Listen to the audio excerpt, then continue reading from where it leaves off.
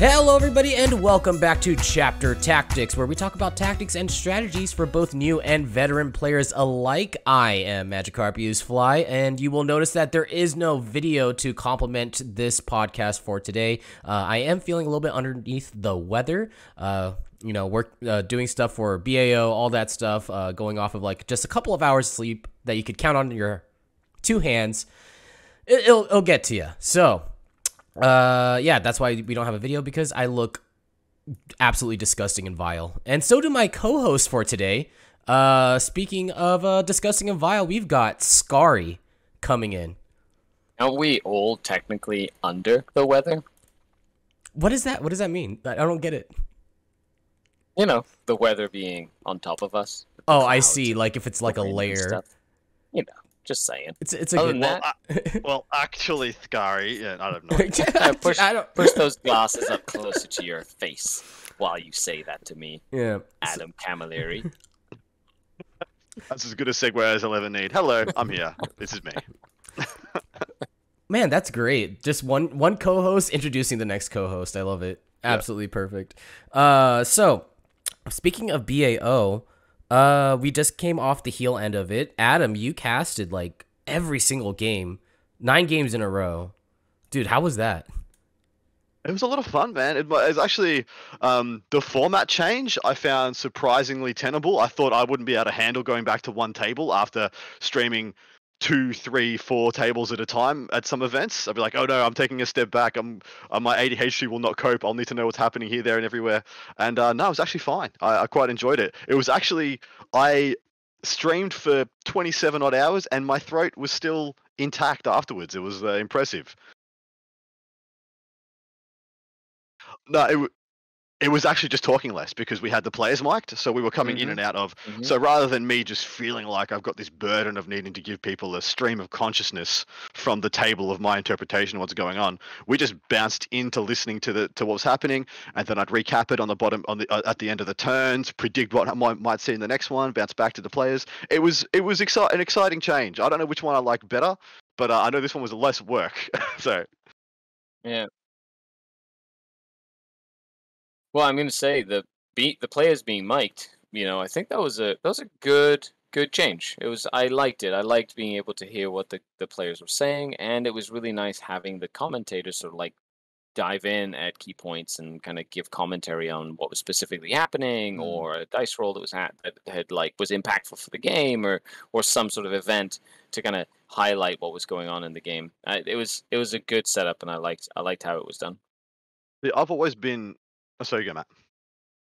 I've always been weird on that format, because like when I was trying to get my head around how to shoutcast, and I was studying other shoutcasters, like there's no other game system that lets you hear the players. Like there's no esport, there's no like StarCraft or LOL or where you actually hear the players as they're talking. Like there's no sport either. Like in NBA or NFL, you don't hear the players calling the shots really. Sometimes you'll hear snippets and stuff, but and so from our point of view, I was like, well, should we do that or should we fall in line with everybody else? And I think the consensus is we should just find our own way through this. There is no other format for us to follow. There's no footprint for casting a tabletop miniatures game, so we should just kind of forge ahead. But I'll say this format is only amazing until the player says something absolutely horrific. And we have to rethink everything. It's I think like the only other sport that like comes close to it is like maybe poker, right? Because poker. Oh, true. Yeah, poker's a good call. That would be like the only one that I could think of.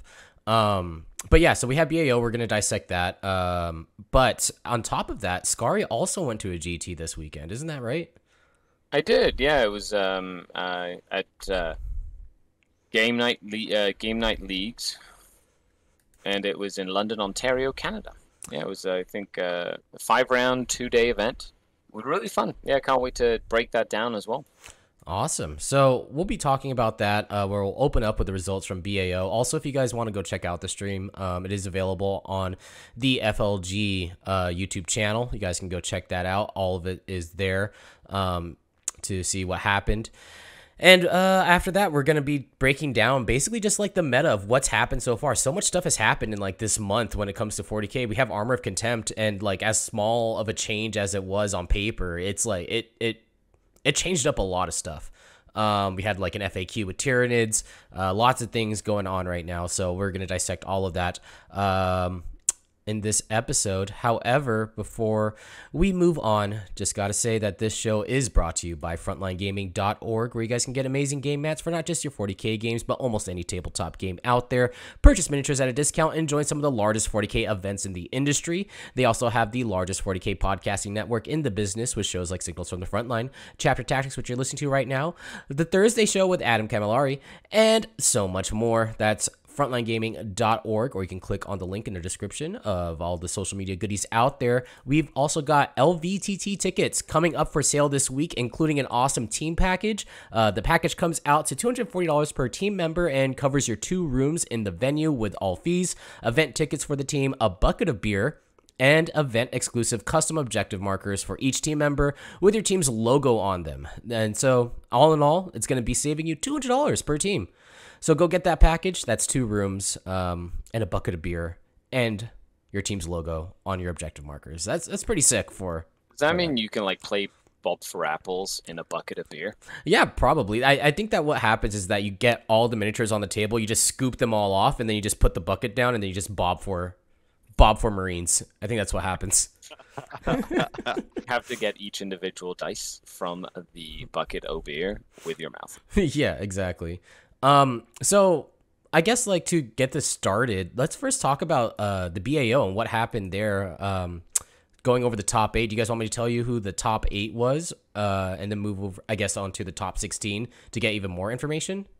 Yeah, just in case folks weren't following along. Yeah, for sure. So for the BAO, first place, or I'll start from the 8th place. 8th place, we got Knights Renegade. That's Chaos Knights coming in with Ashton Frizzle. After that, we've got High Fleet Leviathan. That's Tyranids, ran by David Hetherington. We got the Tau Empire, ran by Dustin Lane. After that, in 5th place, we got Tyranids, again, with my personal favorite name, Tyler Nutt. I love it. Tau Empire as well, going into number 4 with Paul McKelvey. And then Blood Angels with the one and only Stephen Box from Vanguard Tactics coming in at 3rd place. We got High Fleet Hydra, that's another Tyranids, also Vanguard Tactics coming in at 2nd place with Michael Costello. And then at 1st place, Jesse Sell with Sisters of Battle.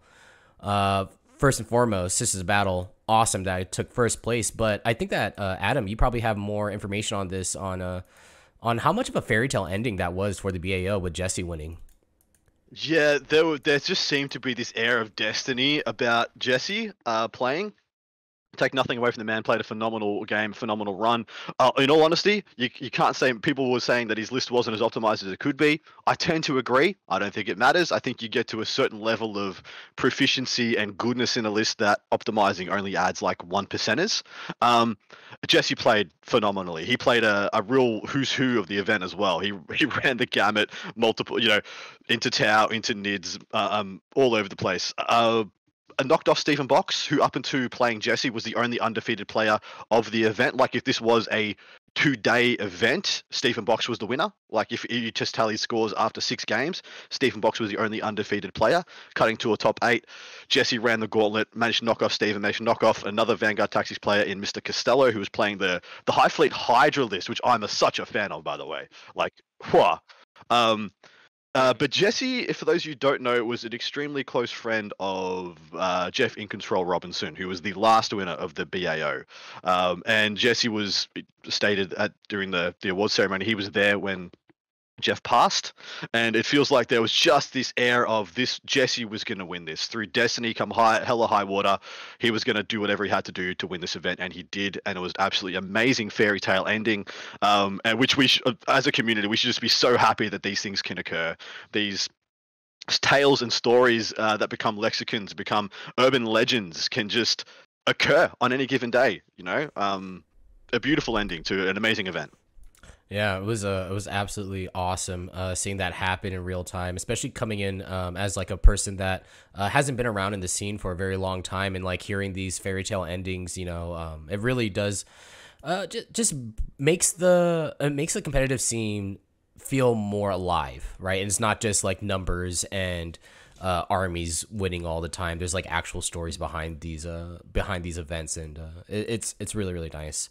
I also want to add on that Jesse, going up against Steven Box, that game was a absolute nail biter. You guys should go check it out. I think like the final score, the differential was 1 point, and that was it. So close. Such a close game. Every single game was so close. So good, so good. Yeah, it ended up being 89-90 Jesse's way by 1 point. If you ever wanted to go back and watch one game where the gentleman just decided to put on a show, like they could have played they probably could have played a more tactical, more tight game. They're like, no, this is Bloody Rose versus Blood Angels. There will be violence. Khorne wins this day. Send it in, boys. And it was amazing to see. Amazing to be there for that one, especially. Yeah. Yeah, also lots of really good sportsmanship. There was so much good sportsmanship. Just gonna say, yeah. Yeah, like on all the top tables, every single one that we streamed, everybody was just so on point with sportsmanship, saying, "Oh yeah, I know that's what you were trying to do," playing by intent, all that good stuff. If you guys want to know how pro play is like, if you guys are ever scared about it, like, oh, there's just gonna be a lot of tryhards, people are gonna gotcha me, that is not the case when at the top tables. Like, you know, when you play against like those good people, you know, it's one of the best games of 40K that you can possibly play. Yeah, it's something that I find a lot is the top tables at events tend to be some of the most amicable games you'll ever play because both players are just highly confident and highly like chill. Yeah, you know, I find that there a lot of the worry of getting to a top event, if you really see top people playing, they'll be like, yeah, that's fine, you can do this, you can do that, because everybody's just so relaxed. And that tends to be more often than not. Yeah. One thing that I want to point out here, this was a final, or the top 8. It was filled with not just like one faction as well. Like we have a nice mix of factions in this. You know, you got Chaos Knights coming in as well. You have some Tyranids, you got some Tau, you have Blood Angels, and you have Sisters. Like it actually felt like a pretty healthy top 8 comparatively to what we had like maybe 2-3 weeks ago. Why do you guys think that happened? There's one big omission here, in the fact that there was 0 Eldar. As in, no Drakari, no Asuryani, no Eldari, no Harlequins. There was 0 Eldar in the top 8, which is a big surprise. Definitely a big surprise, considering Hail of Doom, Eldar is is taking people's numbers. Yeah. Yeah, I totally agree. I think it's the second best list in the game, or second best archetype in the game. Almost definitively. Even the stats are saying that specifically for that list. So this was 158 players registered. I'm not sure if I think it hit around between 120, 140 somewhere in there for round 1, as in that many people rocked up, and 19 Tau players in attendance, 12 Tyranny players in attendance. And I thought I've long been of the opinion that player place terrain really advantages gunline armies. As long as you can make sure you have protection plus at least 1, if not 2, good firing lanes onto objectives from your deployment zone. And so I expected to see more Tau than anything else, but we ended up with 3 Tyranids, 2 Tau, 1 Renegade Knights, 1 Sisters, 1 Blood Angels. Amazing to see that really good players, well-versed players with, you know, air quotes, suboptimal factions can still crack a top 8. Waiting to see where the level is on Renegade Knights though, because I'm starting to be quite terrified of what they can do. Yeah, the I guess the trigger word that I heard like all weekend at the BAO was the word abominant. I don't know what that is. I don't know what that means, but all I heard was unkillable abominant. Very specific knight. Okay. Yeah. And it's a Chaos Knight that is a Psyker that has a 5-up Feel No Pain with a psychic power. And it also has some access to some really cool stratagems and some really good weapons and profiles. All in all, it's a key part to the, you know, that and I think he had a secondary knight in there as well. But then, the Abominant is a fantastic addition to Chaos Knight. build. the two spicy pieces of tech there is that you put Favor of the Dark Gods on it, and then you don't get to re-roll against it at all. So no rerolls to hit to wound. I'm not sure if it's rerolls to damage. I'd have to check. Can't be bothered. Also damage. But, it's everything. It's there you like go. full custody stratagem goodness on a knight. Permanently. Ooh. Permanently. And Oh, then permanently? when it gets to Oh yeah, for the whole Whoa! game. Oh yeah. but wait, there's more. There's the stake knives of this set. If it gets 10 kills, once it's killed 10 things, it then can only be 10 hit wounds. on 4s. 10 wounds worth of things. Oh, it's 10 wounds. Yeah, exactly right. You do need to get the kill on the thing that gives you the 10 wounds. Like, you don't get the 4 or the 5 wounds of a 5 wound thing, but if you get the 5th wound, you get all 5 if you dealt all 5. That's correct, yeah? You just have to kill 10 wounds worth of models. That's what I thought, yeah. Yeah. And then you can only hit it on 4s without any rerolls. Whoa. Like transhuman hit roll. Yeah. Yes, and then so it can only be hit on 4s. You get no rerolls. They'll rotate for a 4-up invulnerable save against shooting attacks, and then then it gets a 5-up feel no pain if it gets a psychic power off. There are a lot of ways to undo that knot. As in, just kill it turn 1. First thing you do is kill the Abominant before it is stopping you, making you hit on 4s and have the feel no pain up. Deny the feel no pain, and then it's very susceptible to mortal wounds. Especially if you're doing mortal wounds outside the psychic phase. In addition, it doesn't shoot that good. If you're not letting it charge you, it's not terrifying. It's good, but it's not like it's going to break your back. It's going to break your back if you let it do damage in the psychic phase, in the shooting phase, and the charge phase. If you let it activate at all times against you, it will maul you to bits. Man, it sounds like a mechanized flying hive tyrant. I love it. Like, that sounds so cool. I feel like that's like, it's nice to have because like knights have always been, they've had like the short end of the stick for a while now compared, for 9th edition. So giving them like this one monster unit, I feel like is absolutely awesome. I love it. I can't wait to get it myself like raffle stomp by it. It sounds great. Yeah, it's a lot of fun. Knights are just a lot of fun. I will caveat that because the more I'm reading and learning about Renegade Knights, the more I think they might be the true gatekeeper army of 9th edition when it's all said and done. They have this. Well, see, I'm not sure the Imperial Knights are, but the Renegade Knights definitely are. So there's a mechanic that the Renegade Knights have, and it's the kind of mechanic we have seen being taken away from armies wholesale in 9th edition, and it's what I'll air quotes again say is a feel bads mechanic, which is the dread test. We called the first game the first game of BAO. We called a game of Orcs versus Renegade Knights because we're like, cool, big stompy fun game. Let's start the event on a high. And then the Knights got into Dread range, and it turns out that Orcs have horrifically bad leadership across the board. Failed all their Dread tests and literally couldn't do anything. All their charges were halved. Yeah, so the dread test is like, it's a really fun, well, it's a very iconic mechanic. They gave them this really cool thing where they have a tree chart thing that they can kind of build a bear the mechanics that they want their army to sort of like have in this sort of aura, right, called dread. It's a 12-inch bubble around knights that can extend further than that, but normally it's 12 inches. And yeah, the main way to do it is with that, what Adam is saying, the charge and the fight one, you want to charge any knight, you have to basically take a dread test. If you fail that leadership test, your charge roll is halved, right? Turning a 6-inch charge into a 12-inch charge, making it almost impossible to charge these knights, right? If you're within dread range and you want to shoot the knight that's not the closest, you have to take a test. And if you fail the test, you are forced to shoot the closest visible knight, like the closest knight you can shoot. So it allows the Chaos Knight player to sort of like rotate their knights and put unwounded ones at the front and wounded ones in the back, and then there's leadership modifiers that you can throw onto that too. So there are lots of ways to mess with leadership, and it is, as Adam says, a feel bad. Like, imagine dropping down, you're like, I'm going to charge you with the Sanguinary Guard unit or something, and be like, oh, and I rolled a 10 on 2 dice, and whatever. I can't charge you. Yeah.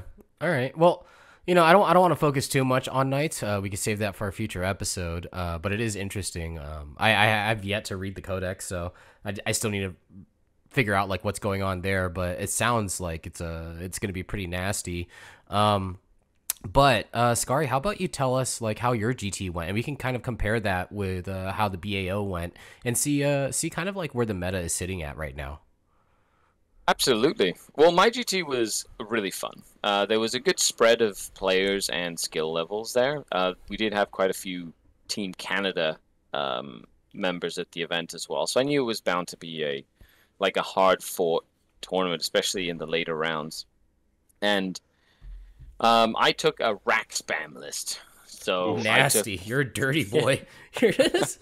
like it wasn't a Manny rack spam list. So it wasn't 180 racks. It was 110 racks. Oh, it makes it so much better. But I was running the new Army of Renown for Coven. That just came out in the new campaign book, and it was really fun. I literally just moved 100 models up the table, sat them on objectives, and watched my opponent pull their hair out as they just couldn't score primary points, and it was fantastic. I think at BAO, John from Tabletop Titans also brought the new Army of Renown Drukhari list.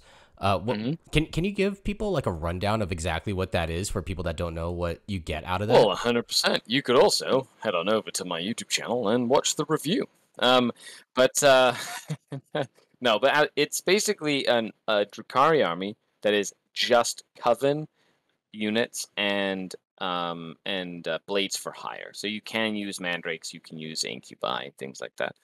And the army in itself has access to some really cool stratagems, some pre-game stratagems, some that increase the strength of your weapons and make your poison better, some during the game stratagems, which are very powerful. One of my favorite being, in my charge phase, I can pick a unit in combat with any of my units, and on a 2+, I just remove their objective secured if they have it.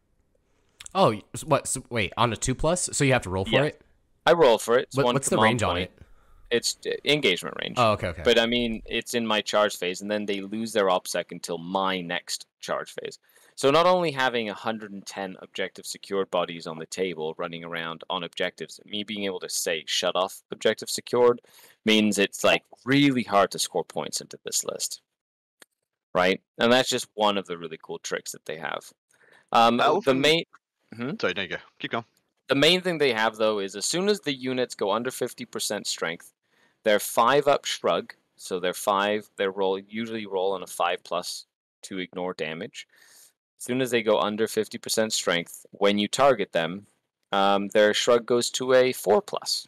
Oh, what? So, yeah, So you start with 20 racks, or whatever, and your opponent shoots them over the shooting phase, and eventually they'll get to 9 racks left in the unit, and now those last 9 are almost twice as hard to get rid of as the first 11.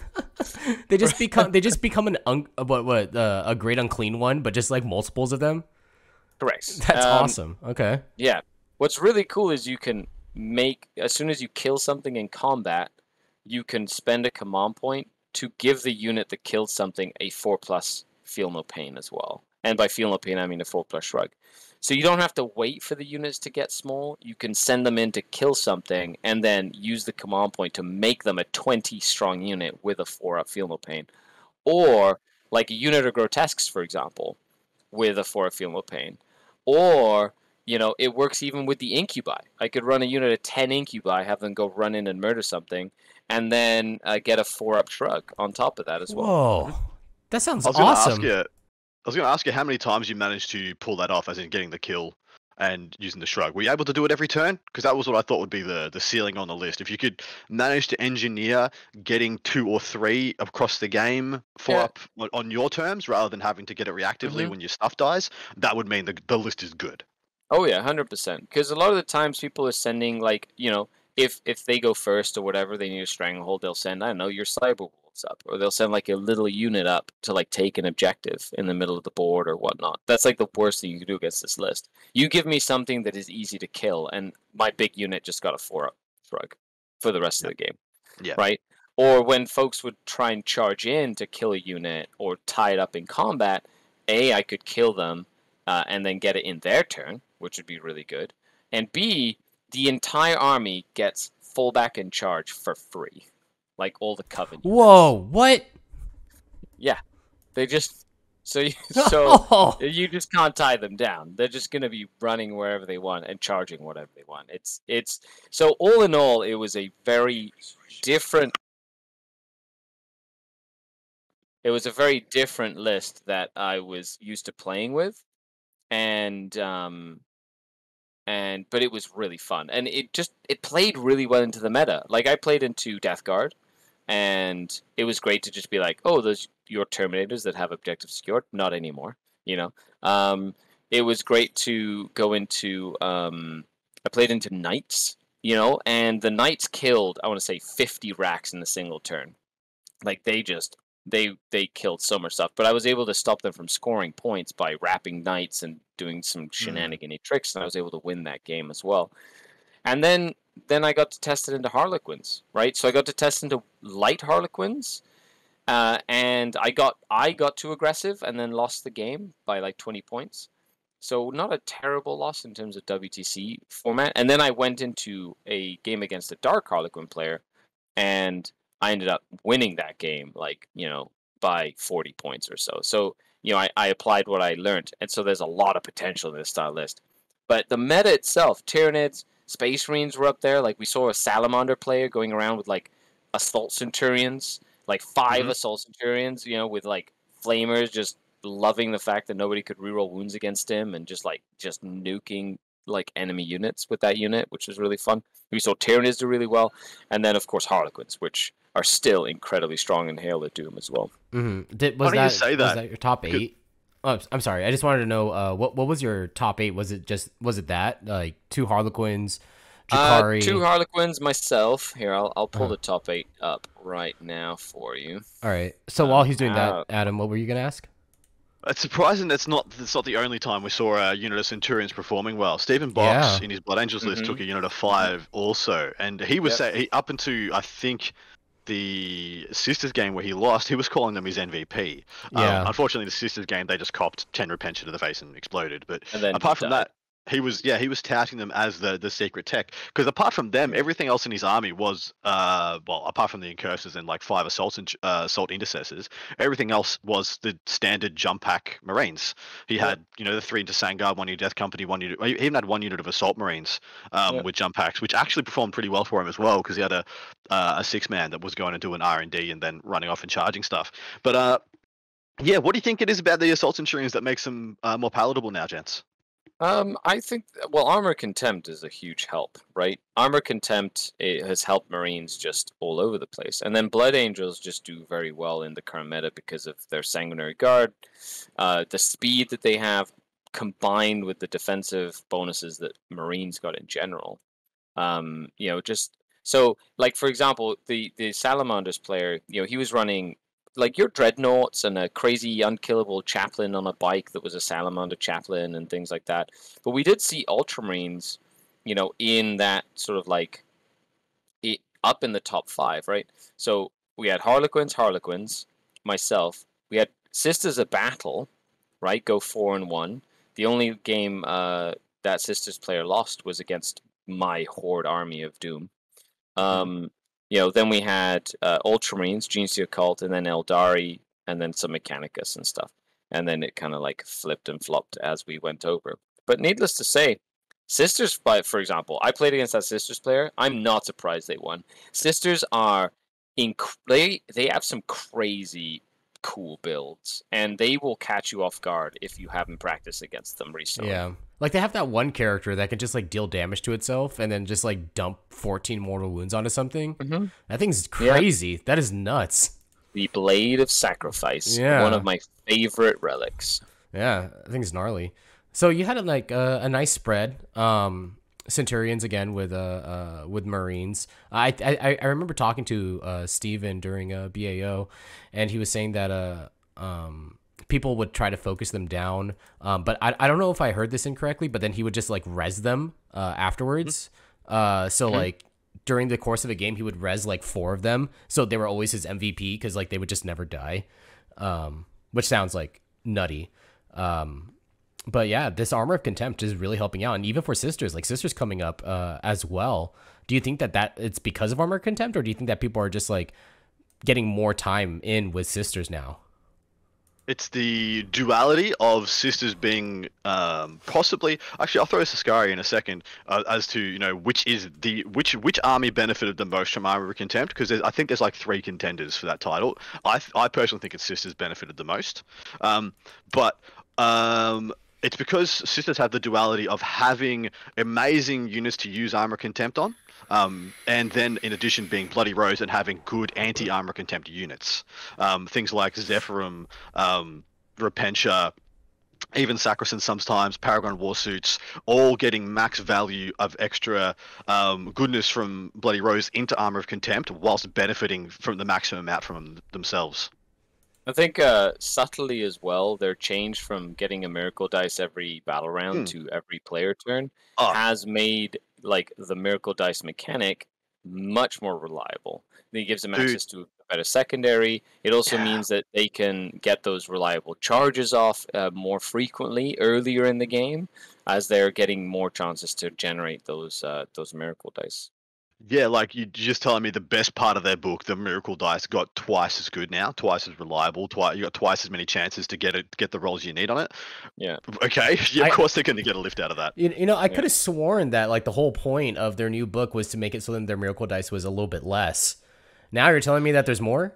Is that what you're telling me? I think they went too far. I mean, I think the previous book had a few too many ways to manipulate to get exactly whatever dice roll. Like whatever you rolled almost didn't matter for the first couple of times you wanted to use them, because you spent a couple of extras and go, oh, it did this roll, and you always ended up with the number you wanted. And this one, they kept some of that manipulation, as in you can spend CP to manipulate your rolls when you need them, etc., or you can take Waller traits to re-roll and whatnot. But they didn't give you the quantity, the bucket that you had in the previous. And I feel like they realized they went too far. Like, especially when you look at what, cool, Eldari get 5 strands of fate. Turn, and they're all 6s. What? 5, and they're all 6s. Okay, so what we did with the sisters was unreasonable. Let's bring them up a little bit, Yeah, well, all in all, I think you hit the nail on the head. Armor Contempt, and they can kill Armor Contempt units, but it's not just that. I feel like Sisters of Battle players have moved away from what was considered traditionally the best Sisters of Battle army, which was like Retributors and this and that. And now we're seeing a lot more Sisters players that are taking the faction more seriously, dive into some of the more nuanced builds. The list that I was playing against was 2 blocks of 20 Sisters. It had 8 of the not the penitent engines, but the other ones. The mortifiers. The mortifiers with double heavy flamer on each one, right? And it had some Repentia and a Rhino for some hit. It had some Zephyrim, had Morven Vol, a couple of priests, an Inquisitor for some psychic interrogation action, and a couple of novitiate units. And those novitiate units have a stupid amount of attacks. With Bloody Rose. They are crazy. And it's one of those things that it's not something that I would have considered a traditional Sisters of Battle army. But when you play against it, you realize how well developed lists can be when people put time and effort into playing their faction. Yeah, and I feel like that we're seeing that a lot as right now. Even at BAO, people were saying that Jesse's list wasn't as optimized as it can be. But and then we even had a Hydra player for Tyranids getting to second place at a major. I feel like that what's happening right now is that we've slightly moved a little bit away from your cut and paste or copy paste list winning every single event, and now people are trying to get more nuanced with their armies, whether it's the top performing armies or the ones that are getting 50% win rates. Would you guys agree with that? Yep, I would. So whenever you see a broad strokes buff to numerous factions, it's usually accompanied with some diversifying of the meta. So whenever you see a balanced data slate like we just had that gave a whole range of lower middle factions a boost, it rattles every cage of every other list, with the exception of like the one or two best ones. In this case, Halo Doom and Tyranids probably just get to play exactly whatever they feel best without any adjustments. But then everyone else kind of has to allocate something, have to shift in some ways. And within those granularities, there's always places for people to carve out their own niche, which I find always one of the most exciting parts of any meta. Like, what Salamanders, where Salamanders was possibly for a good 3 months at the start of 9th edition the best Space Marines faction, and then they were completely unheard of. Like, they absolutely disappeared. They dropped off, and now one small change, well, two big changes, so that was a lie, of armor contempt in addition to no rerolls to wound, and they are possibly the best. And so, e.g., now everyone has to allocate resources to being okay against salamanders. So everyone's ideas of what they can and can't take changes. It's always the most exciting time. Like following a decent balance patch, starter slate, chapter approved, whatever you want to call it, the next 2 to 3 months is always like the best times. Because especially as an analyst, where you just get there and you get to see freaking Hydra on the table. And I gotta say, Hydra is an extremely exciting way to play Tyranids, and it is the most thematic and evocative build as well. What Matt was playing, Michael, it looked so good on the table. It was freaking crazy. Yeah, you get your +1s to hit. Monsters even count as 5 for that as well, as long as you outnumber your opponent. You get like 2 different ways to reroll wound rolls in melee combat. It's so much fun. Dude, I love it. It's almost like the resurrection of monster whatever mesh. Yeah, a little bit, but Russia? but you still have Hormagaunts and stuff that you can still run. I had one friend that went to a GT recently, got 2nd place, and he was running a Jormungandr. And the reason why I did that was so that he could get the Lurk biomorphology, so that he can use his Molochs to steal objectives away from people. Lurk is so good. I read Lurk and I was like, Lurk is probably the best biomorphology. Like when I read the Codex. But everybody just went for like the main traits of like the other high fleets. Yeah, Lurk is by far the best. It's nice to see the folks who are using Lurk. Lurk is more really good. Frequently. Mm-hmm. So Adam, you were saying the 3 armies that really benefited from Armor of Contempt. You said that one of them was Sisters of Battle. What were the other 2 that you were gonna say were the 3 that the other 2? Yeah, it's Sisters, Salamanders, and T-Suns. Are the T-Suns. 3 biggest beneficiaries of that change, I think. You wouldn't put Grey Knights in there? Yeah and no. Grey Knights are probably number 4th in that equation. I put Salamanders is number 3 in that equation, and you could equally say Salamanders and Grey Knights got the same amount of mileage there, because Grey Knights got a whole new playbook in the Paladins being a venerable, incredible baller-ass choice again, where the Salamanders across the board got the lack of band effect of also getting the slapback of no rolls to wound, in addition to all the buffs and benefits of Armor and Contempt. So I put them a touch higher than Grey Knights. T-Sun's just like my whole army got like 35% more durable, and the special rules we had from like all this dust now matter like so much more. Okay, yeah, cool. Yeah, we can party now. Like T-Suns went from being like middling at best to being probably the most durable for point army in the game. Yeah. But I feel like that the thing that still holds them back a little bit is just like the amount of complexity that there is in that army, and trying to run it for like a 6 to 9 round event, and how much memory space you have to have in your head. Dude, it's their order. They're the only I think only MSU Eldari has more taxes on order of operations. Like, okay, I must shoot that. I must battle focus perfectly. See what I roll. See what happens. See where I go. Yeah. Think ahead. Where's it going to be? The Cabal, the usage of Cabal powers, in addition to who casts first and in what order, is such a huge tax on the brain for T-Suns. In addition, the only other punishing part of that book is the fact they have no speed. Like, you have no speed. If they had like a jump pack rubric unit, like that book would be so much. Anything that wasn't being something similar to like Triarch Praetorians, like a Necron style Triarch Praetorian guy with like a big staff, but like 1,000 cents. I mean, they could just buff like the Enlightened a little bit more. If they made the Enlightened a little bit more palatable, actually do a bit more damage. I don't mind actually like 1 or 2 units of 3 Enlightened to do some skirmish work, but you can't rely on them like a backbone like you can with Sangard, Vanguard Vets, things of that ilk.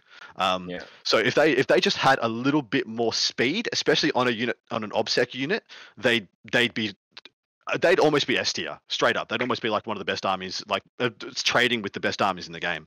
As it sits right now, they play a very stable, static, predictable game a lot of the time if they're taking all the Scarab cults and rubrics, and the best players are out there are able to figure out how to mess with that plan. Now, speaking of Praetorians, and the reason why I bring this up is because at every point when there's like a Meta Monday, there's always like Necron players being like, womp womp. Yeah. Where are Necrons sitting right now with Armor of Contempt? Like, how did that mess with them? You want to take it, Skarri?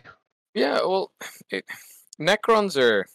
I've said this before and I'll say it again. Necrons suffer from having a balanced codex, in the sense that there's nothing flashy. They just do their thing and they do it well, but they a lot of the times don't have enough oomph to sort of like push right over the cusp of the meta builds that are out there. You know, there's some really cool Necron builds, but they always tend to sort of like fall short at that, like right at the last, part of the mile run. Where like the wheels fall off the bus. So I'm not. As for Armor Contempt, I have seen Necron players gravitate more towards Novok for the extra AP. Mm-hmm. Whatever it is. I've seen them gravitate more towards anything that like heavy destroyers that have like decent AP. Things of that nature. But to be honest, I think Armor Contempt isn't really the thing that Necrons, should be worried about. I think there's a variety of mechanics that Games Workshop could fix that help Necrons, namely how reanimation protocols works with multiple wound models, other things that have nothing to do with Armor Contempt. Armor Contempt has just made Space Marines better. Has it made Necrons worse into Space Marines? Sure, but they weren't exactly the best into Space Marines before, right? So I don't think it's as much of a deal as some people have been saying. I'm surprised that there hasn't been a Necrons Army of Renown yet. Me too. That's what I was going to say. That's crazy. They should have a supplement and an Army of Renown already. Like, yeah. Who remembers the Decurian Detachment? Raise hands. Me, I do. Skarri. I remember the Decurian Detachment. So, okay, how about you run it through me? I don't know what that is. So back in the day, this was in what, 7th edition? Back in my day. Back in the day, there was this wonderful Necron Codex that was created by he who shall not be named. Who was it, by the way? Who wrote the book? I don't know. I ain't going there. I mean, you're not going there. Okay, so if anybody wants to leave a comment, let us know.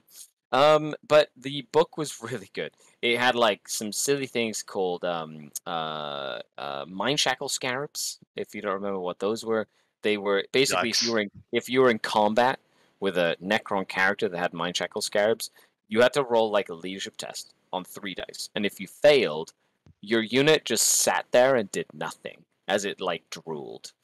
Mm-hmm. It was essentially so. If you want to be crazy, that was essentially the first time we saw fights last, like true fights last in the game.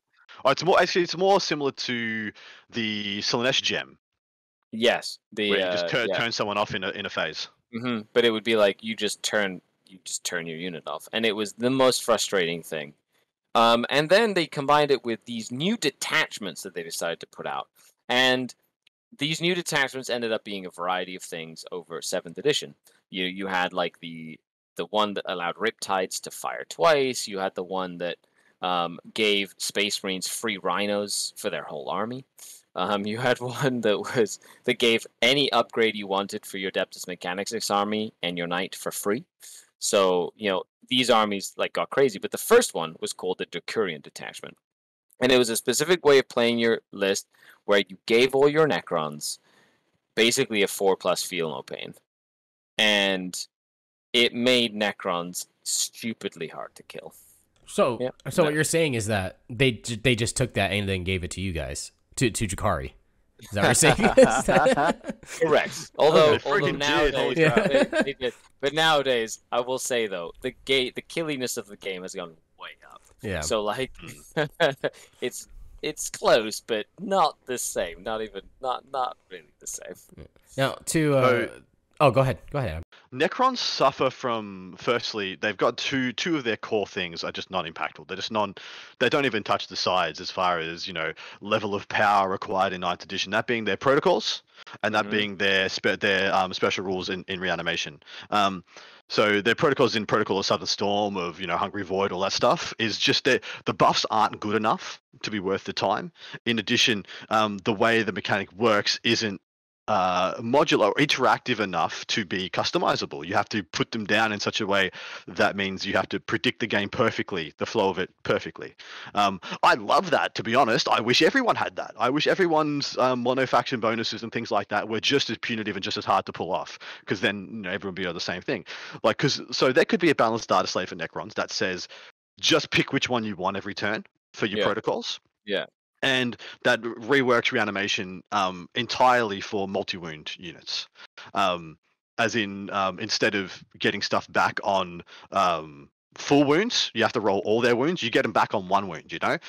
Cool. You killed 5 wraiths. Well, I rolled 4 5-ups. I get 1 full health wraith and 1 wraith on 1 wound back. And you do it like that. That would be just such a freaking game changer for so many in so many ways. But the protocols would still be weak by 9th edition mono bonus standards, but at least you'd have some flexibility. You could choose to fall back and charge, when you needed it. You could choose the combat one when you need it, rather than just having to be an uber big brain genius and pray and hope it all falls into place. Mm-hmm. Well, there you go, Necron players. I know that I just feel bad because every single time that I see a Meta Monday or I see anything about 40k and what's the meta, I always see Necrons just being sad noises. It just feels bad. In addition, so I'll just say this straight up. Two things I said would not fix Necrons. The Necrons have a fundamental problem of their shooting is actually garbage, because either it is long range and ridiculously variable, D6 shots of D6 damage is never a good profile worth relying upon, or it's too close range to matter. So you can get really close and shoot people and then you die, or you can stay back and hope you roll appropriately and then they still probably don't die. So even if they did fix all those things, their profiles just aren't good enough. I haven't been looking into the meta recently for a little bit over a little bit for this current month. How is it shaping up right now? I know that there was a Tyranids FAQ. There was Armor of Contempt, obviously. You had some nerfs with Tau, you had some nerfs with Harlequins and stuff like that. What is the meta shaping up to be as of right now? Who's the strongest? What are people supposed to be looking out for? Things like that. I think for my mind, Leviathan Tyranids is probably sitting in pole position, at least stats wise. I would agree with that. I think Tyranids in general, Tyranids are a stats army, right? Yeah, it's and very then Leviathan just kind of elevates them to that stupidness level. Yeah. So I think they're number one. It's my opinion that Hail of Doom Masterful Shots is, while I do not believe Asuryani is the second best, I think the Hail of Doom archetype in particular is the second best build in the game. It's weird to talk about this. If we talked about the second best faction in the game, I think it's up for debate between possibly even Sisters, Tau, Eldar. You could make an argument for especially Tau and Eldar. You can make an argument which one is number 2 and number 3 there. But I think Hail of Doom specifically, if you're talking about the best list in the game, Hail of Doom's absolutely second place, 100%. Yep, I would agree with that. They are the closest thing we have now to a no line of sight shooting army. Not because they can't shoot things out of line of sight, even though they can just move 1 billion inches and do it. It's because they're the closest thing to a non-interactive army still in the game, because they can shoot at minimum 2 assets, premium assets a turn, and then have them jump back behind obscuring terrain. As in by the auto 6 battle focus and fire and fade, you can have 2 max units of Wind Riders buffed with a punitive amount of miracle dice, pseudo miracle dice, fate dice, so you get all your buffs off even through denies, and then they just jump up, shoot all your stuff dead, and jump back down. And in addition, you can have Baharoth and Swooping Hawks doing the same thing. And in the meantime, you just put a bunch of chaff in front of that. Just gum them up while the bikes and Hawks do the work. And then they have possibly in my opinion, one of the best 5 model melee units in the game in Howling Banshees. Fully buffed 1 unit of 5 Howling Banshees with the appropriate build on the Exarch is as good as any other person's 5-man melee unit in the game, I believe. And so they've also got some of the very close to some of the best in slot picks for different archetypes. And then lastly, Eldritch Storm is just a gut check, like just such a gut check to a lot of different Eldritch builds. Storm do so many mortal wounds. I've also seen it fall flat on its face, but I've also seen it do Correct. close to 40 models. So it's a gut check. Yeah, it's like puts my Void Ravens to shame, Adam. All right, so the fact that you still play those at all is hilarious.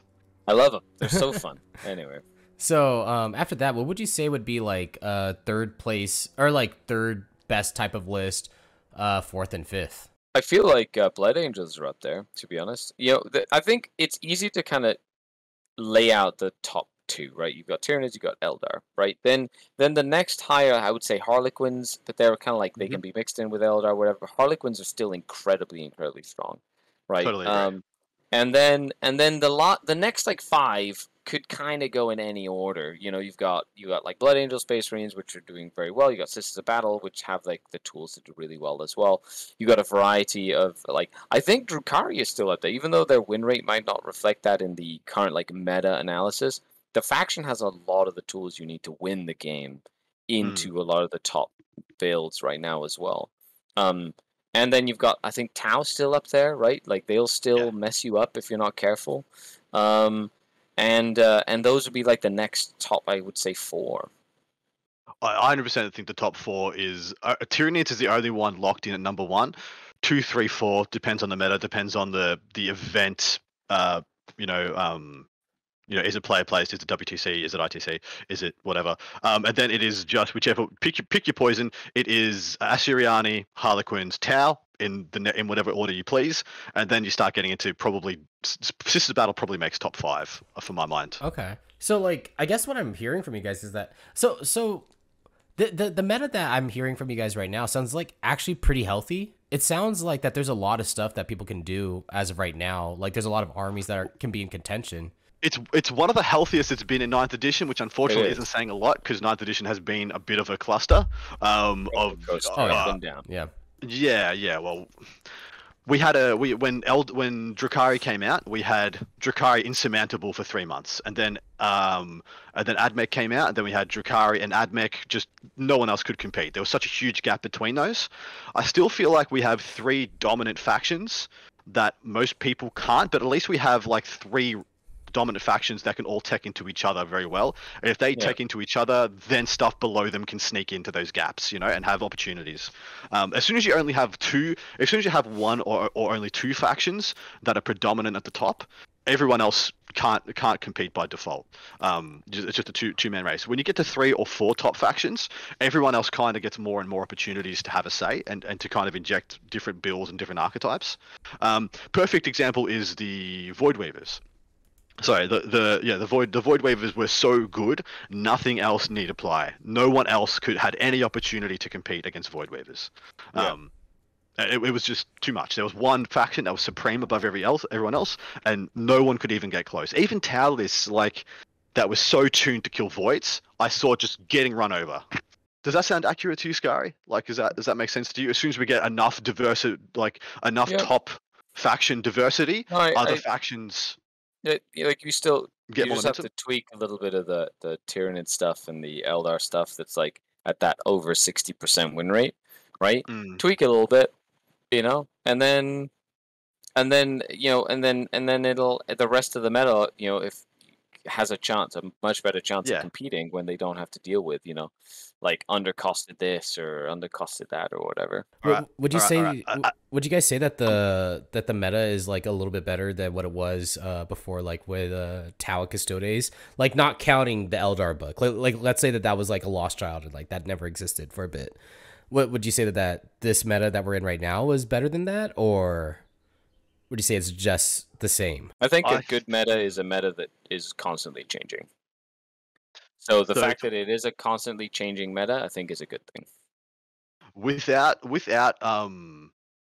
Asuryani, without the Eldar book right now, Tyranids would be the Drukhari the insurmountable juggernaut, untouchable on top of the hill. I Like, agree. it's only the Hail of Doom that's kind of keeping a lot of the Tyrannid lists from just being. Well, sorry, you want to talk about what that Custodes list would be like into Tyranids? Every Tyrannid list would just be double Maleceptor, no Custodes make it over the halfway point of the table. They all just get smited before they even cross. So that's and that same build would be very good into Tau, of course. But yeah, so it'd be only Tau that could really rattle Tyranids, and even then they would be far worse off at it without having a foil in the Eldar book there to curb them. So if you took the Eldar book out and still had the Tyrannid book, yeah, but I do think things are better now than they were when it was just Tau and Custodes, because Custodes were a little bit more of a feel bads army than I feel like some of them are now. Actually, that might just be my perception because yeah, that might not be true. Sorry, I'll take that one back. It's I feel like it's better because there's more factions in contention rather than 2. We got 3 or 4. Hot fix. Adam, if I'm going to crack my knuckles, next balanced data slate's being written exclusively by me. Tyranids, just points. I think could fix Tyranids right now. But I think Asuriani needs points changes in addition to bracketing CP on a couple of their strats. Like if you want to fire and fade a unit of more than 5 models, I think it should cost more CP. And then try and bleed them out that way a little bit more. Same, the battle focus one can go from 1 to 2 or whatever. So that's a good fix there. Medium bugs for Tyranids is where the problem is in that book. If you solved the medium bug points efficiency, that book would be quite reasonable, I believe. How do you feel about that, Skarri? Yeah, like all in all, like I do agree. Tyranids definitely. There's a lot of stuff that's undercosted in that book. Eldar, it's not just a point thing. It's sort of like rule mechanics thing. Being able to just like ignore math is just fantastically silly. Right? Yeah, and one miracle dice one fate dice per unit per phase. No more Kernov's bow dropping 3 freaking hit dice on one model. It's and that's one unit gets to get 1 fate dice per phase. Yeah, and hopefully like that and luck dice, for example, could be tweaked and stuff. That definitely a big. You could kind of debate this ad nauseum based on like what the meta is at the moment. I was very surprised on the FAQ for Tyranids. I thought that was going to be more heavy-handed than it was when it came out. Yeah. It was very strange. I did like how they changed Herd the Prey though, so that's good at least because that was broken. Oh, you mean Circle the Prey? Oh, and Circle the Prey. Yeah. Yeah. So that is going to be it for this episode. We did ramble a little bit long for this one. Thank you guys for joining us. Skarri, how about you plug yourself on everywhere that people can see you? Well, since it's been a while since I've been on the show, because I was regrowing in the Dark City after my inevitable demise, I'm back. You can find me on YouTube. Head on over to Scardcast on YouTube, and then all the links to social media, the Patreon, all that good stuff, right on there, so you can find out more about what I'm doing. Heck yeah! And then what about you, Adam? Where can people find you? I think that there's a show that's like about Thursday or something. Yeah, it's very, very little to do with stats or analysis. It's literally talking about how much we love the day Thursday. Shops are open later, late night shopping. We ramble on for a bit. No, on Thursdays you can catch us live on the Frontline Gaming Network. Myself, the wonderful Paul Murphy, who I also am on Forge the Narrative with. In addition to Dustin Henshaw, we are your weekend hype show. You can listen in and hear about all the amazing big bad events coming up in your pre-weekend. Get excited for where you can go and catch the coverage, who's in attendance, what's the meta looking like. We run down what factions are being represented, what numbers. So usually we'll cover 3 different events from 3 different parts of the world if we can, if that is such a diversity that we have and control. We try and get a teams event in there every now and then also. And yeah, it's a really good time. Come and join us. Thursdays 9 Eastern Standard Time. And also I'm on Art of War Down Under and part of the Art of War team, which is a review podcast that comes out Tuesday mornings. Jump on there if you're all at all interested. It's the whole purpose of that show is so you can try and keep up with the game without having to buy every book. Yeah, boy. just download them, put them on your iPhone, and then when a TO comes over, just be like, I got it, it's right here, and then just timestamp it to when Adam Camilleri's voice is listen to me reading something out wrong and having the wrong impression of it. Yeah, it's great. Upcoming as well, speaking of the Thursday show, we have a 40k stat center that Val has been working on for a bit to kind of challenge the Thursday show as well. Thursday show talks about their predictions and what's coming up and the stuff that's happening. And then the 40k Stat Centers basically goes over them, says what happened and if their predictions were correct, things like that. So that's going to be very interesting. I know that Val's working on that, so keep your eyeballs open for that as that starts hitting your feeds when we get that all set up for you guys. But that is it. Thank you guys for watching. If you guys like this episode, make sure you guys leave a thumbs up. Make sure you guys share it with your grandmas and your grandpapas, all that good stuff. And we will see you guys on the next one. Goodbye, everybody. Bye. Bye. Bye-bye.